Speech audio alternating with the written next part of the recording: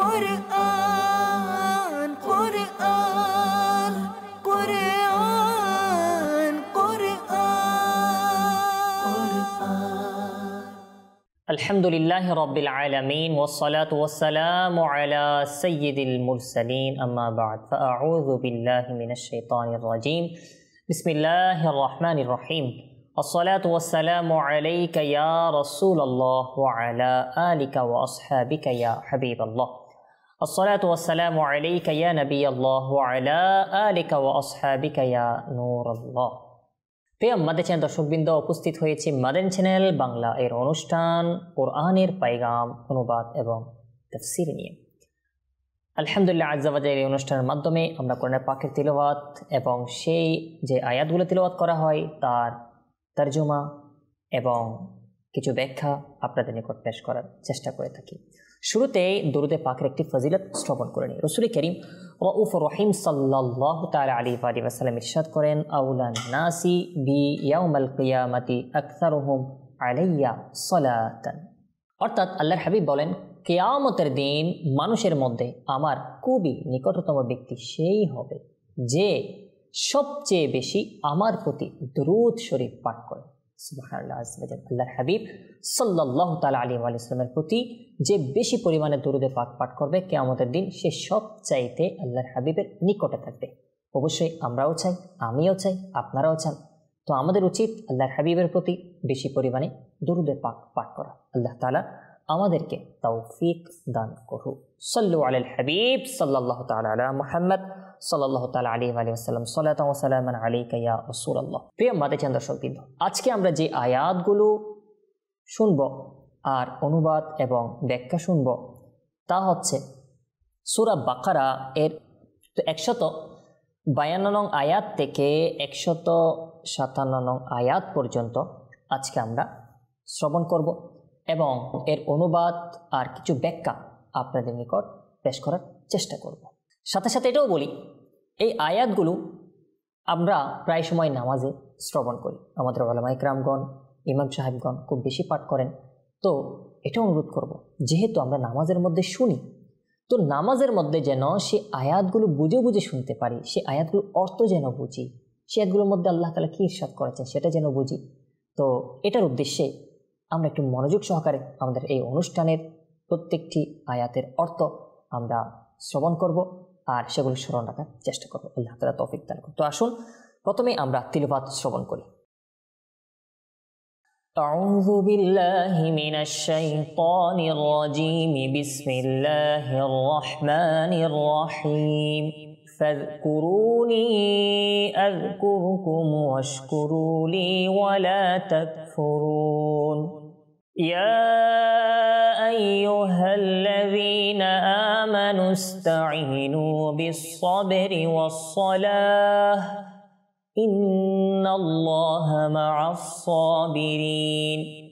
ولا تقولوا لمن يقتل في سبيل الله أموات بل أحياء ولكن لا تشعرون ولنبلونكم بشيء من الخوف والجوع ونقص من الأموال والأنفس والثمرات وبشر الصابرين الذين إذا أصابتهم مصيبة قالوا إنا لله وإنا إليه راجعون أولئك عليهم صلوات من ربهم ورحمة وأولئك هم المهتدون صدق الله العظيم وصدق رسوله النبي الكريم। প্রিয় মাদানী চ্যানেলের দর্শকবৃন্দ, আমরা এতক্ষণ তিলাওয়াত শ্রবণ করলাম। আসুন এখন তার অনুবাদ এবং কিছু ব্যাখ্যা আপনাদের নিকট পেশ করার চেষ্টা করছি। প্রথমে সূরা বাকারা এর 152 নং আয়াত। আল্লাহ তাআলা কি বলেন?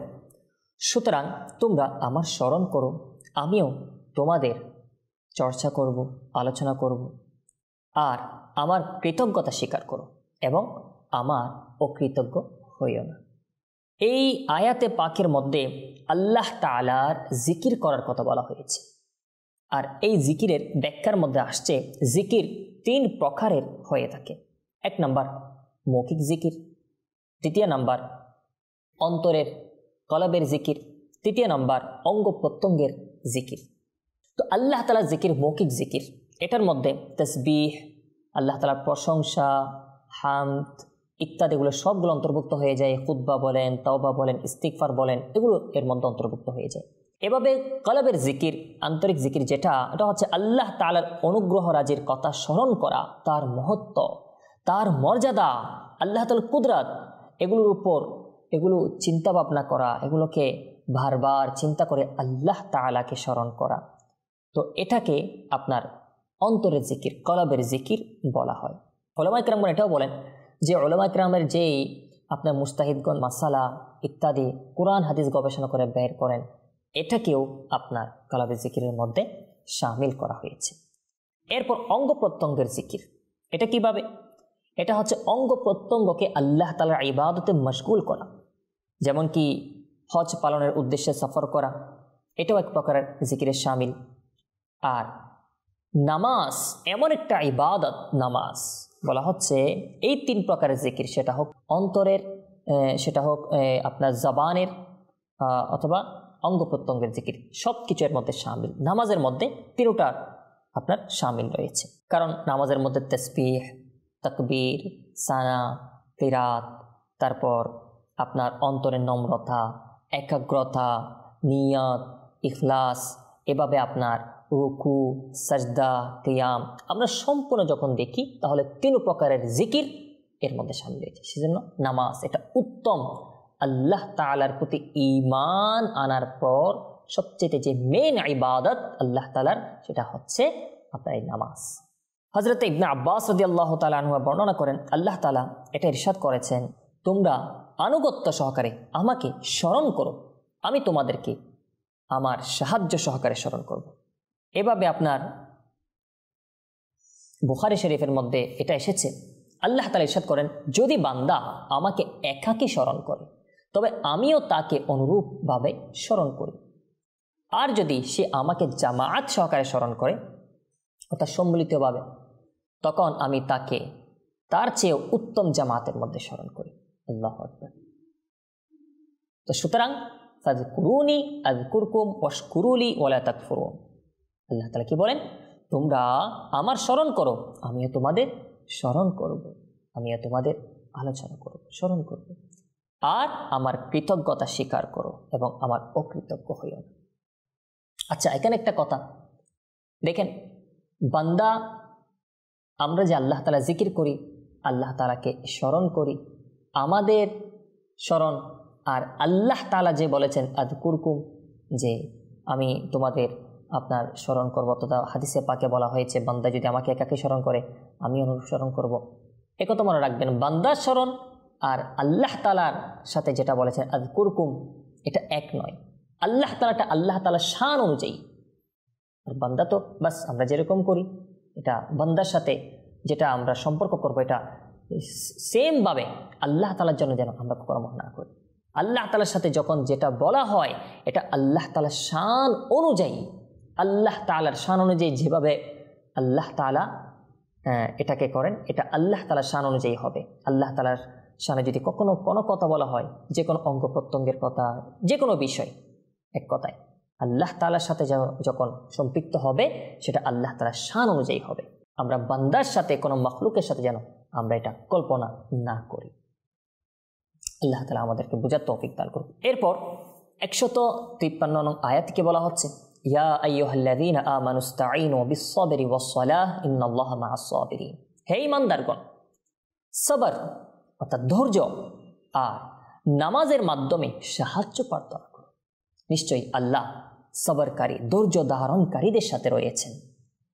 তো এই আয়াতের মধ্যে যে নামাজের মাধ্যমে সাহায্য চাওয়ার কথা বলা হয়েছে, আপনার হাদিসে পাকে রয়েছে সরকার সাল্লাল্লাহু তাআলা আলাইহি ওয়া সাল্লাম যখন কোনো কঠিন বা গুরুত্বপূর্ণ কাজ আল্লাহ রসুলের দরবারে উপস্থিত হতো, তো তখন আল্লাহ রসুল সাল্লাল্লাহু তাআলা আলাইহি ওয়া সাল্লাম নামাজের মধ্যে মুশগুল হয়ে যেতেন। আর নামাজের মাধ্যমে সাহায্য প্রার্থনার মধ্যে ইস্তিসকার নামাজ অর্থাৎ বৃষ্টি প্রার্থনার নামাজ এবং সালাতে হাজাত ইত্যাদি এগুলো অন্তর্ভুক্ত রয়েছে। এরপর আল্লাহ তাআলা ঘোষণা করছেন, ওয়ালা তাকুলু লিমান ইউকতালু ফি সাবিলিল্লাহি আমওয়াত বাল আহইয়াউন ওয়ালাকিন লা তাশউরুন। আর যারা আল্লাহ তাআলার পথে নিহত হয় তাদেরকে মৃত বলা না। যারা আল্লাহ তাআলার রাস্তায় জিহাদ করে আপনার কি হয়ে গিয়েছে, আপনার শহীদ হয়ে গিয়েছে, তাদেরকে যেন মৃত বলা না হয়, তারা জীবিত। আল্লাহ তাআলা বলেন বাল আহইয়া, তারা জীবিত, ওয়ালাকিন লা তাশউরুন, তোমাদের খবর নেই। এই আয়াত এর শানে নুজুল হচ্ছে বদরের যুদ্ধে যে সমস্ত মুসলমানগণ শহীদ হয়েছে, তো তাদের সম্পর্কে অনেকেই আপনার এমন এমন মন্তব্য করছে যে তারা মৃত্যুবরণ করেছে, তারা দুনিয়ার সুখ শান্তি থেকে তারা বঞ্চিত হয়েছে, এরকম কথা বলছে। তো আল্লাহ তাআলা এই আয়াত নাজির করলেন যে তাদেরকে যেন মৃত বলা না হয়, তারা জীবিত। হ্যাঁ, তোমরা অনুধাবন করতে পারছো না।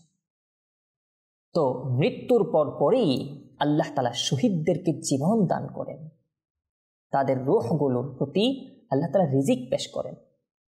এটা অন্য আয়াতে পাকে রয়েছে যে বাল আহইয়াউন ইনদা রাব্বিহিম ইরযাকুন।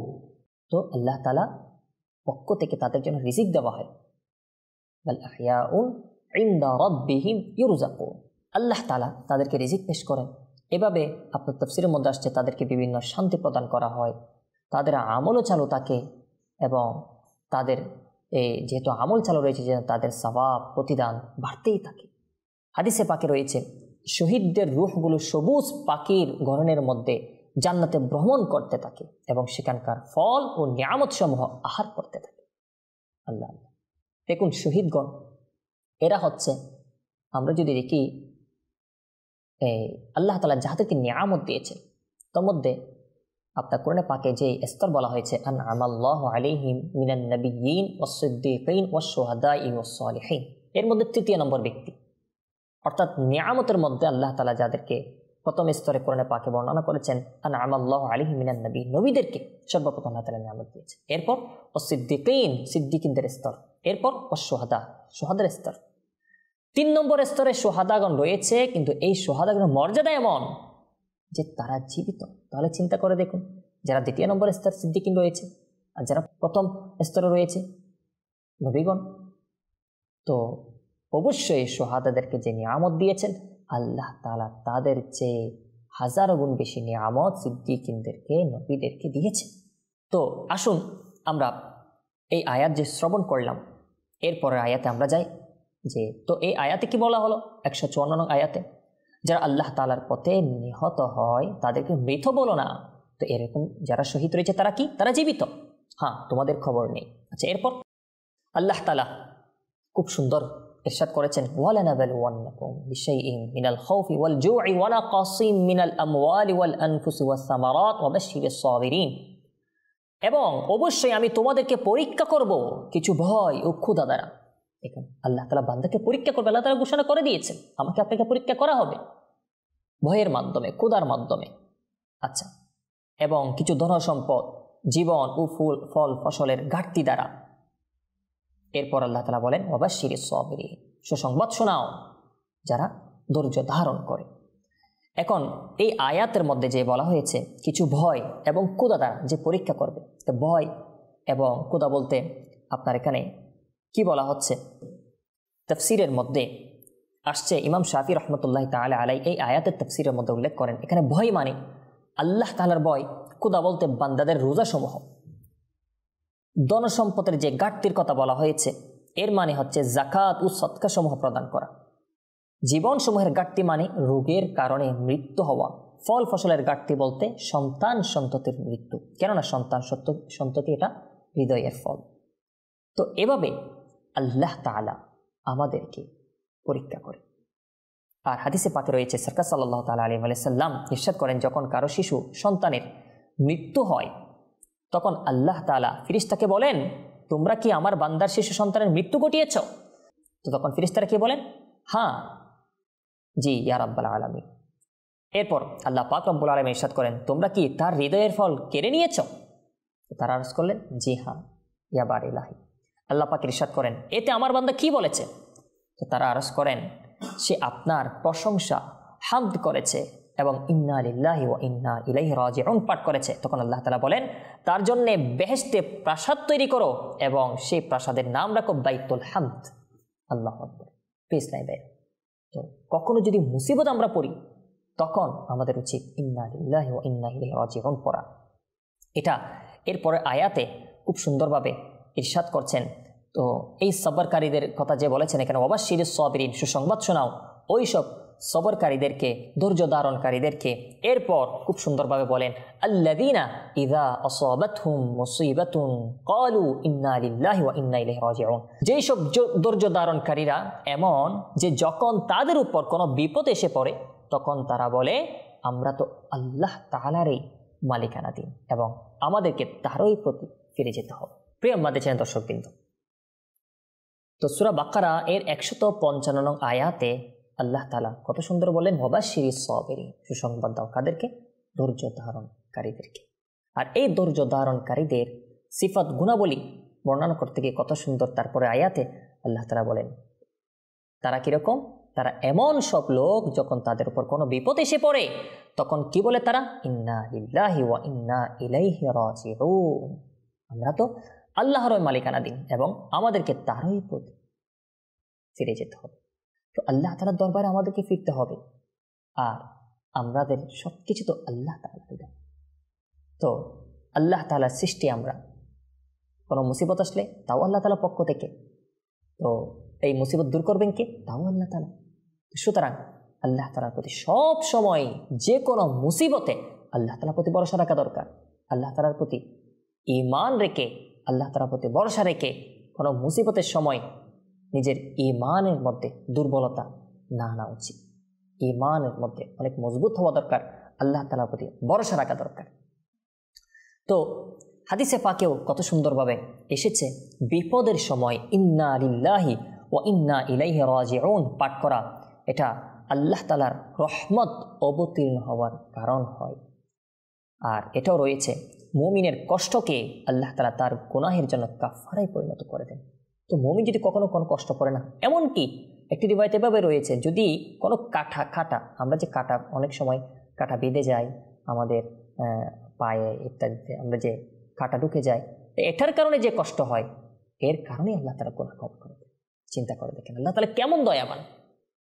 সুতরাং যে কোনো ধরনের মুসিবত আসলে বান্দা যেন ধৈর্য ধারণ করে। এরপর আল্লাহ তাআলা কত সুন্দর কথা বলেন, কত সুন্দর আল্লাহ তাআলা ঘোষণা করলেন। দেখেন এরকম বলে, এরপর বলেন, উলাইকা আলাইহিম সালাওয়াতুম মির রাব্বিহিম ওয়া রাহমাহ ওয়া উলাইকা হুমুল মুহতাদুন। এসব লোক হচ্ছে তারাই যাদের উপর তাদের প্রতিপালকের দরুদ সমূহ এবং রহমত বর্ষিত হয়। আল্লাহ তাআলার রহমত বর্ষণ হয়, আল্লাহ তাআলার দয়া হয় তাদের উপর। চিন্তা করে দেখেন, আমরা এরকম বান্দা হয়ে যাই। কোনো মুসিবত আসলে আল্লাহ তাআলার প্রতি ভরসা করি, আল্লাহ তাআলার প্রতি আমরা দেখি, বান্দার দিকে মোকাপেক্ষী না হয়, আল্লাহ তাআলা মোকাপেক্ষী হয়, আল্লাহ তাআলাকে বলি। তো কি এরকম যারা ধৈর্য ধারণ করে তাদের জন্য আল্লাহ তাআলা কি বললেন? এরা তো তারাই যাদের উপর তাদের প্রতিপালকের কি দরুদ আর রহমত বর্ষণ হয়। আর কি? ওয়া উলাইকা হুমুল মুহতাদুন। আর এসব লোকই সঠিক পথের উপর প্রতিষ্ঠিত, এসব লোক। সুতরাং প্রিয় মাতা চান দর্শক, কিন্তু আমরা কত সুন্দরভাবে আজকে সূরা বাকারা এর 152 নং আয়াত থেকে 157 নং আয়াত পর্যন্ত শ্রবণ করলাম। আর এই আয়াতের মাধ্যমে আমরা আজকে অনেক কিছু জানতে পারলাম, যে এক তো এটা যে আল্লাহ তাআলা জিকিরের বিষয়, আমাদের অঙ্গ প্রত্যঙ্গের মাধ্যমে, কলবের মাধ্যমে, জবানের মাধ্যমে, প্রত্যেক কিছুর আল্লাহ তাআলা যা কিছু আমাদেরকে এই দিয়েছেন এগুলো প্রত্যেক অঙ্গের মাধ্যমে আল্লাহ তাআলা জিকির করি। একটা তো এটা। আর আল্লাহ তাআলার নিয়ামতের শুকরিয়া করা, ওয়ালা তাকফুরু, অকৃতজ্ঞতা প্রকাশ না করা, সবসময় কৃতজ্ঞতা প্রকাশ করা। আল্লাহ তাআলা যে বললেন ওয়াশকুরুলি, তো আল্লাহ তাআলার নিয়ামতের শুকরিয়া জ্ঞাপন করা, কৃতজ্ঞতা জ্ঞাপন করা, এটা আমাদের জন্য আবশ্যক। এরপর কি আল্লাহ তাআলা ঈমানদারদেরকে ঘোষণা করলেন, ইস্তাঈনু বিস-সাবরি ওয়াস-সালাহ, যে কোনো মুসিবতে, যে কোনো সময় আমরা নামাজের মাধ্যমে, ধৈর্যের মাধ্যমে আল্লাহ তাআলার দরবারে প্রার্থনা করি। আল্লাহ তাআলা যারা ধৈর্য ধারণকারী তাদের সাথে রয়েছেন, ইন্নাল্লাহা মা'আস-সাবিরিন। এরপর আল্লাহ তাআলার জন্য, দ্বীন ইসলামের জন্য যারা নিজেকে কুরবান করে দিয়েছেন, তাদেরকে যেন কেউ মৃত না বলে, তারা জীবিত, শহীদগণ তারা জীবিত। আল্লাহ তাআলা তাদেরকে জীবিত বললেন। আজকের বয়ান থেকে আমরা এটা জানলাম যে মুসিবত, মুমিনদের প্রতি অনেক মুসিবত আসবে। আল্লাহ তাআলা মুসিবত, বিভিন্ন ভয়, বিভিন্ন ক্ষুধা, বিভিন্ন ধনসম্পদ আপনার নোকসান হয়ে যাওয়া, ক্ষতি হয়ে যাওয়া ইত্যাদি বিভিন্ন ধরনের মুসিবত আসতে পারে। আর এই মুসিবতের ধৈর্য ধারণ যারা করে তাদের জন্য আল্লাহ তাআলা কত সুন্দরভাবে বলেছেন যে তারাই, যাদের প্রতি আল্লাহ তাআলার দরুদ, আল্লাহ তাআলার রহমত বর্ষণ হয়, তাদের প্রতি আল্লাহ তাআলার রহমত বর্ষণ হয় এবং এরাই হচ্ছে সঠিক পথের উপর প্রতিষ্ঠিত। সুতরাং আমরা আজকের দরস থেকে যা শ্রবণ করলাম তা যেন স্মরণ রাখি।